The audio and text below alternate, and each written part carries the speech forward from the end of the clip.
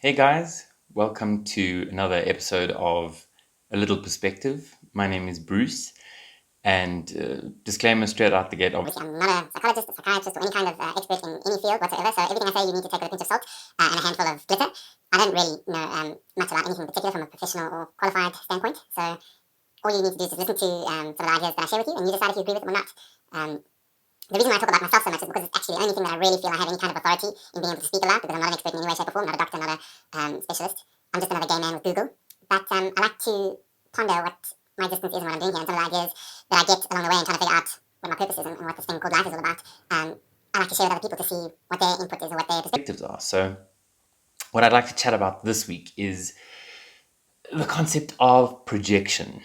Okay, so I think the title of this episode is probably going to be What If I Am the Asshole? What if I'm the problem? And what made me think about it was this week I just noticed, obviously living in South Africa, we are a country that has such dramatic extremes in terms of privilege versus non-privilege, and people who've had amazing opportunities their whole lives simply because of the socio-political, economic background that they had, or, for example, as a white male, the privilege that I enjoy, consciously or subconsciously, is just unbelievable in South Africa, despite all these years of democracy. I still have privileges and opportunities that many, many people in this country still don't have. So, thinking about things like that, I posted something during the week about how irritating and frustrated I was about the fact that so many of us are privileged, and yet it's the privileged people that I'm constantly hearing who are bitching and moaning the whole time, and life is so hard, and everybody's immigrating, and all the crime and everything. But often the people that I know who are really going through hardcore things are not complaining. They just seem to get stuck in and do the job. And a very dear family friend of mine recently, who I met with, is dealing with terminal illness, and this individual didn't complain.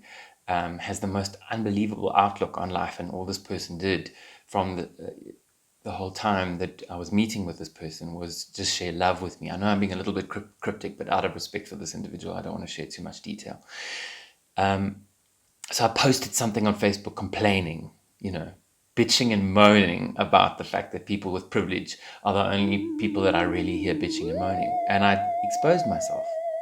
I was doing exactly the same thing as a person of privilege. I was bitching and moaning about people who were bitching and moaning. And then it just got me thinking about something, the concept of projection. So if you don't know what it is, but basically in the Mankind Project, this organization that I'm a part of, then I'll be happy to tell you about. You just send me a message and I'll tell you about it. But basically, one of the exercises that we do as men in group who are trying to work at being better men is that we look out for projections onto one another.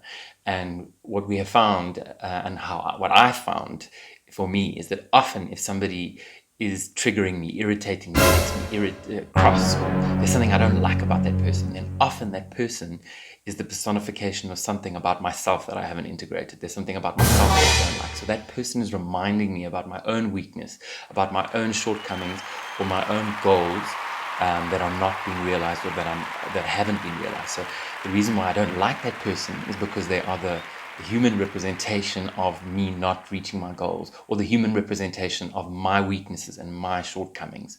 So it's very important for me to, when I encounter somebody that I really don't like, or that triggers me, or that irritates me, I have to ask myself very quickly, is this person just reminding me of me?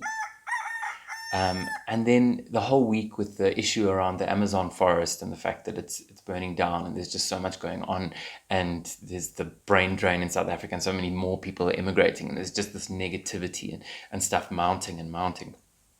I got the idea into my head of, what if you are the asshole? What if you, being me, Bruce, what if I am in part being the big asshole here? What if I'm responsible for so much of what's going on around me, just purely through my attitude and through either playing the victim or playing the blame game. It's those horrible, corrupt politicians who are ruining this country. It's mankind that is destroying nature in the Amazon, and we as mankind are parasites, and we are, as a person, I need to see the fact that I am responsible to a certain degree for the world around me. And I can respond in two ways. I can respond with apathy or like victimhood, or, I'm just one small person. What difference can I make? But the issue is that millions of people around the world have that idea. I'm one small person. What difference can I make? But if millions of people around the world, billions of people around the world have that attitude, then nothing gets done. Thus, the rainforest is being destroyed. Nature in general, the whole planet, global warming. We've allowed people like Donald Trump to lead us. We've allowed good old Boris in the UK. I mean, we have middle-aged or elderly, conservative white men who are leading us. And in either directly or indirectly, we all have a part that we've played in allowing these people to be in charge. So the question then begs, like, if I am the asshole, how can I be the hero? What can I do? What difference can I make? So my current fascination at the moment is with there's a psychologist who was a contemporary around the time of Jung and Freud. His name was Alfred Adler.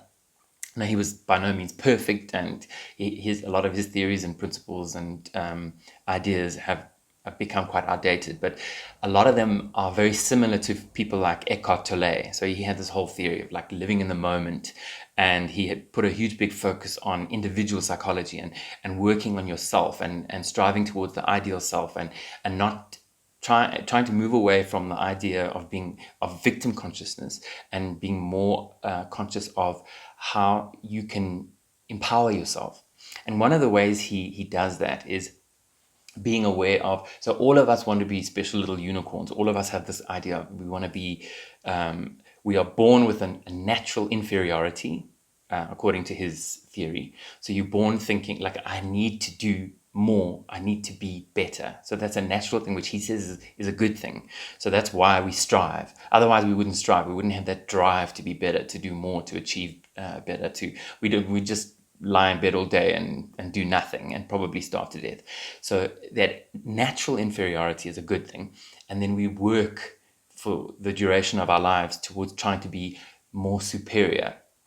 But the problem is that we begin to use each other as yardsticks, and we compare ourselves to one another. And then so we measure our superiority or inferiority with one another. And that's where the issue is because it's so dangerous to compare yourself to another person in so many ways, because we're all so similar, but mostly we are so different. We have so many unique gifts and abilities and things that each of us can contribute, that if you start comparing yourself to one another, it's dangerous. So he talks about how it's important that we try and have horizontal relationships. So I'm going to try and explain this in a way that's not too convoluted, but he talks about most of us have vertical relationships. So vertical is either when you're dealing with another human being, you're either this person's better than me or this person's less than me. So that's vertical relationships. So like a teacher, my teacher is better than me, and somebody in a lower grade than me is lower than me. Or this guy is stronger than me and physically, so he's superior to me, and this person is skinny and weedy and weaker than me. So the problem is, according to him, is that most of us have these verticals. So our whole lives, we constantly are comparing ourselves to one another, and we're either holding ourselves short or finding ourselves to be less than what we'd like, or we are seeing ourselves as superior. But the problem is that neither one of those things actually feels good, because it's isolating. So relationships on the vertical is always dualistic. So I am less than this person, so I'm still separate and not one with this person. I'm better than this person, but I'm still separate and not one with this person. Whereas when he talks about horizontal relationships, which is where you try and engage with other people on the same level, seeing yourself as of equal value as that person, irrespective of how good looking they are, how much money they have, how intelligent they are, what their value in society may be according to your perception. But if you speak to people on the horizontal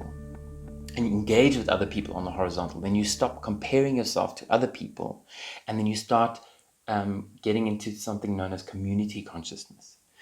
So that's what I'm trying to do at the moment, but I don't know what the practical aspect of this would be. I don't know how to do that on a very practical level. So that's what I'm going to try and figure out. How are we similar? In which ways are we working together to make things happen? I think that would be very powerful for, in a personal way, just connecting me with other people, making me feel more communal, happier, more connected to other people, less likely to feel depressed and isolated and lonely. And then it'll have, I think, a bit of a potential for a ripple effect, where I could then start seeing potential for how I can contribute more to my community. How can I play a role that is functional in society, to the benefit of myself and those around me? And then how can I get more involved in my communities? How can I be a better person? How can we be a better community? And then that ripple effect could, who knows, maybe one day result in all of us in a collective way choosing leaders that better represent all of us.